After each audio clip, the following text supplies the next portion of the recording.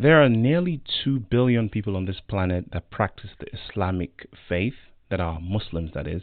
I'm not a Muslim myself, but I'm quite familiar with some Islamic principles and Islamic things. One of the things that I know that Islamic countries and Muslims adhere to when they can, or as much as possible, is Sharia law, right? Now, a lot of Muslim majority countries don't actually implement Sharia law in their countries. They follow some sort of secular government systems, capitalism, communism, democracy, monarchy system, etc. But very few countries in the world actually have Sharia law, or at least they have segments of it. You have Saudi Arabia, you have northern Nigeria, Afghanistan, and places like this. I don't know if Pakistan implements actual Sharia law in their national government, but not that many countries actually do it, believe it or not. But in their daily practices, most practicing Muslims will, as much as they can, try to adhere to principles of the law. And like any other legal system, it has a court system that deals with many issues across all segments of life, be it marriages, family law, government systems, justice systems, imprisonment, etc., and of course financial law. And it prescribes a lot of rules and regulations for Muslims that want to adhere to Sharia law when it comes to their finances. And of course, cryptocurrencies is a major aspect of finances these days, and a lot of Islamic scholars have had to come in to evaluate the new principles of money that we have now in this modern era to make sure that they adhere to Sharia law for practicing Muslims. I remember when I used to work in the city, a lot of the financial instruments that we had weren't compliant with Sharia law, so some of the wealthiest people in the world couldn't participate. A lot of credit cards that, are credit based, weren't halal. A lot of trading instruments, contracts for differences, spread betting, a lot of it was gambling, which again is against Islamic law.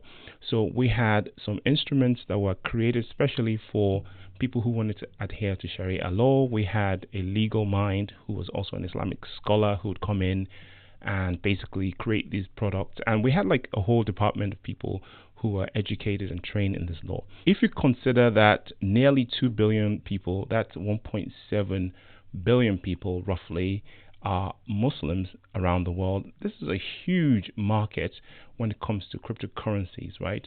A lot of people have got around it some way or the other. Perhaps they hold cryptocurrencies and they don't stake them, for instance, because staking could generate interest, and interest is not permissible as far as I remember in Sharia law. So it is of utmost interest to people to develop, compliant financial instruments, crypto instruments, coins that adhere to the existing principles of Sharia law. Consider that some of the richest people in the world, multi-billionaires, are Muslims.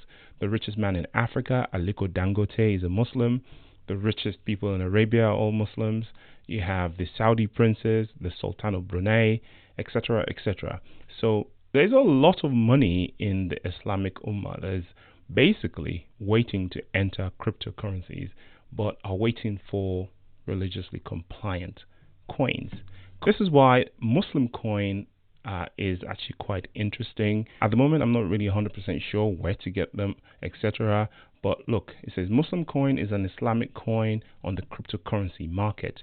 They provide technology-based financial services that comply with Islamic values and participate in the contemporary financial world. This is Sharia-compliant cryptocurrency which allows Muslims to achieve their religious duty regarding to financial obligations with a correct tool. The CEO founder of IslamicCoin, Sharif, holds a master's degree in economics, mathematics, and finance with a 15-year experience in banking and finance. So obviously this is an expert, as the number of Muslims is projected to rise towards 2.2 billion by 2030. IslamicCoins is unlocking the doors of cryptocurrency trading in the Islamic world. Whilst global cash transactions have become a normal practice in the world, people need to be able to wire money from one country to another without paying high transaction charges. IslamicCoins works with specialists to guarantee compliance in terms of Islamic rules and principles. It is based on a decentralized, innovative financial solution that allows fast cost-effective global money transfers while keeping it compliant with Islamic financial rules. I'm going to leave the link to this article in the description if you want to read the whole thing. There's quite a long one. But another interesting thing I noticed is based on pre-mined BEP20 tokens, which means it doesn't require new mining. It's pre-mined. There will be a wallet for securing your tokens and a digital bank built upon the Islamic financial guidance and values. So this is going to put the mind at rest. Adherent Muslims that want to deal with modern technology, finances, and cryptocurrencies, but they want to do it in line with their faith. This is amazing. It's quite interesting. They also claim to be the first currency in the whole Ummah. Muslim coins launched August 15 of 2021. So it's been a minute since it was actually launched. The ICO has just completed, I believe, recently. There's a roadmap article that you can also read from the website. Looking at coin market cap, though, I'm looking at Muslim coins. Marketing data is on track, so there's no real financial information on this already. I don't think the trading has started, or if there's going to be trading.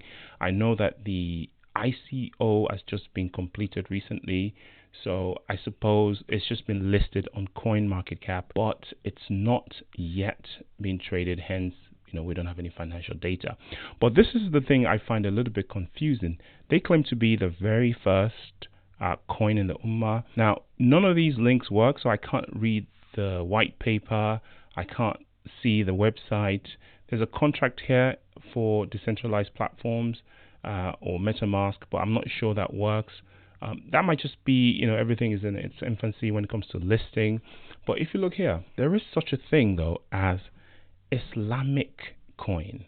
So IslamicCoin also claims to be the first in Muslim cryptocurrencies.